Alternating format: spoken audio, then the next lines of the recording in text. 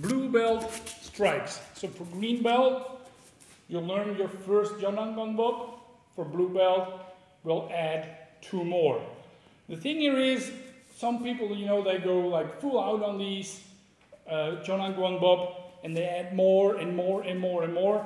And something my teacher was really against, you know. Don't just make techniques complicated because, you know, you want to make lists of technique or stuff like that. No, just use a few techniques, get the principles right. You know, like if you can't teach principles, you'll probably just teach a whole plethora of techniques that nobody needs. So, in our opinion, 3 is more than enough.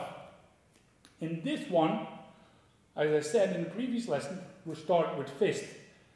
It's a block, it's a lateral block, and a punch, like a 1 at the same time.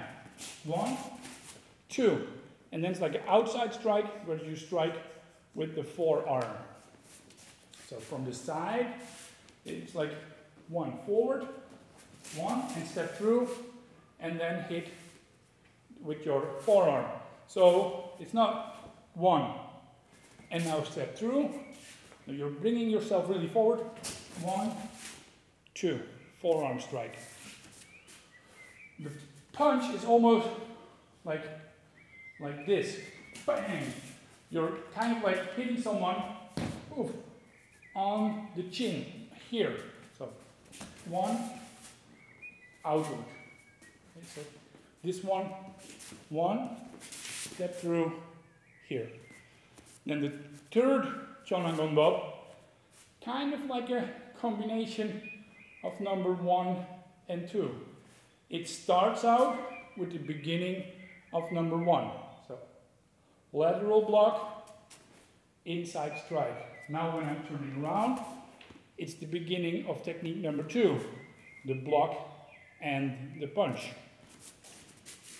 So number 3, 1, 2. So 1, 2. So second technique, it was block punch, step through, outside, forearm strike. Third technique, lateral block, inner edge strike, turn, block, and punch. Okay? Let me give you a 4th one.